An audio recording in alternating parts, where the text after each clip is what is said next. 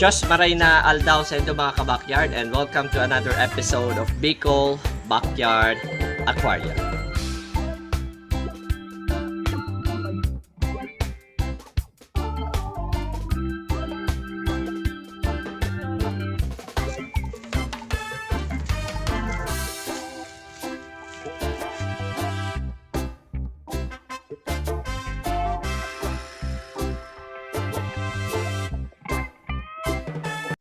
Bago tayo magsimula, shoutout po muna sa inyo mga kabakyard.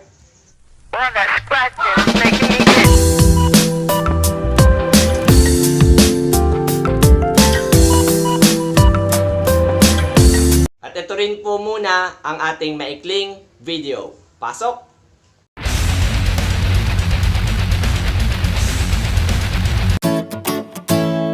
So welcome back mga kabakyard. Long time no see. By the way, maraming pong salamat sa mga bagong nag-subscribe ng ating munting channel po na ito ng Bicol Backyard Aquarium. So wala naman po tayong gaanong issue showcase ngayon. Andito lang po kami sa aming place dito po sa Lower Bongga, Makakay, Albay. So nais ko lang din bigyang pansin, ano po mga kabakyard, yung mga pinapadala nyo at kino-comment nyo sa ating channel na to at sa Facebook page din natin. Mga simpleng tanong lang naman po para sa mga baguhan na subukan din po nating sagutin base sa ating practical na mga experience sa pag-fish keeping. Lilinawin ko rin na hindi naman po ako eksperto sa larangan na ito, no? So, I'm just a hobbyist. Yung bukod tanging mai-share ko lang po sa inyo ay yung mga practical na experience ko rin sa hobby na ito. So by the way, hindi ko napapatagalin, itong question ay galing kay Sana All.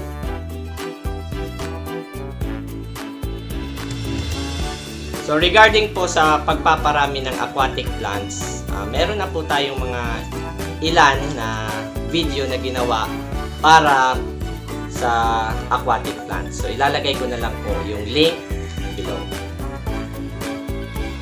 So tungkol naman sa pangalawang tanong niya, paraan para hindi mabansot ang ating mga isda. So sa akin po personally, pinipili ko po yung breeder ko base sa shape na laki ng kanilang mga katawan. So sa demo po na ito, ipapakita ko po yung aking piniling breeder na swordtail. So ito po sila. So ganito po pinipili yung breeder. Ayan.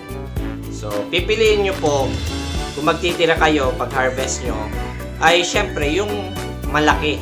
Okay? Para syempre hindi rin mapansot yung mga ornamental fish natin. Ayan.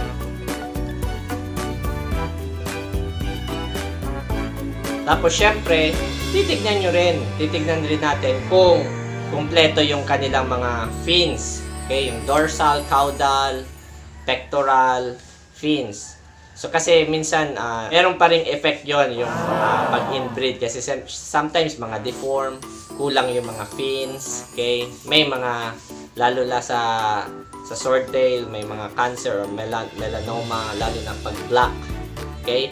So, may mga other consideration po. So, ngayon, basta piliin lang po natin yung maayos yung pangangatawan sa breeder natin. Kompleto yung kanilang fins. Okay? Walang sakit. Healthy.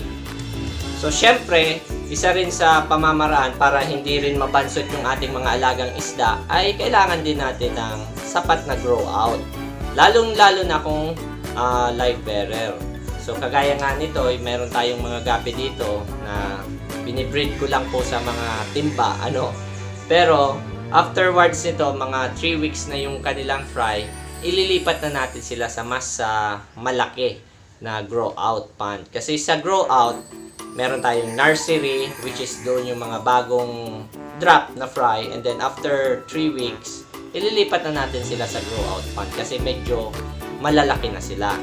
So, nang sa ganon ay makabuelo yung growth ng ating mga fry.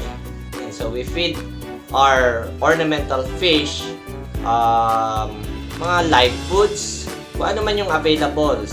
BBS, baby brine shrimp, kiti-kiti, kung meron tayong Daphnia, mas maganda rin. Diba? So basically, dito naman tayo sa Bicol. Pahirapan tayo sa Daphnia, so nakarely lang tayo sa baby brine shrimp at mosquito larvae, yung kiti-kiti. So, and also, pwede rin tayong magbigay, which is ako personally, yun din yung binibigay ko, mga formulated fish foods. Okay? So, na-available naman yan sa ating local pet stores. So, last thing na consideration din natin ay yung water change, syempre.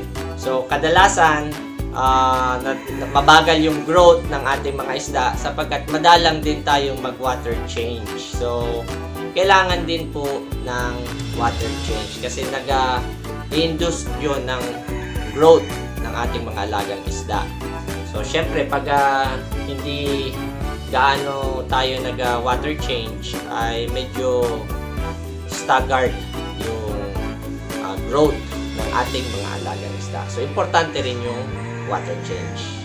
Yun po, yun yung aking pamamaraan para kahit papano hindi mabansot yung aking mga alagang isda. So, yung pangalawa naman ay paano natin daw malalaman yung male at female. So, ito po, parang itong tinatanong ng mga baguhan. So, gagamitin ko ulit po yung demo, yung swordtail. Yan. Okay? So, yung swordtail, madali lamang po So, mapapansin nyo, ayan. Okay? Yung may mahabang sa buntot, ayan, ang tawag dyan, gonopodium. Okay? So, dyan nyo makikita ngayon na male yung inyong swordtail at meron siyang sword-like nga. Okay? Mahaba sa buntot. Yung female naman, kung titignan nyo yung anal fin niya, okay, rounded lang yung kanyang tiyan at yung anal fin ay plain siya. Okay, fins lang, tingnan nyo. So, yung lalaki, yung male, ay meron siyang gonopodium. So, nature's arrangement po, mga kabakyard, na yung male ay siya yung medyo maganda. Okay? At yung female, medyo plain lang yung color nila. Kagaya sa guppy, for example, di ba? Yung male guppy, maganda yung kanyang kulay. Mas makulay siya kaysa sa female. So, yun lamang po yung ating basihan. Lahat naman ng live bearers, yung swordtail, molly, platy, meron silang ma-identify mo yung male through gonopodium. So, yun lamang po mga kabakyard, So, hanggang dito na lamang po yung ating video. So, sana nakatulong po ako sa munting kaparaanan na ito. By the way, mga kabakyard, hihingi rin po sana ako sa inyo ng kaunting tulong. Malapit na po yung channel na ito ma-reach yung 1K subscribers. So, continue lang po tayong i-share, like, mag-comment, and kung bago kayo sa channel na ito, paki-subscribe naman po mga kabakyard. Thank you very much mga kabakyard. My name is Reno, and this is Bicol Backyard Aquaria. Diyos ang magbalos.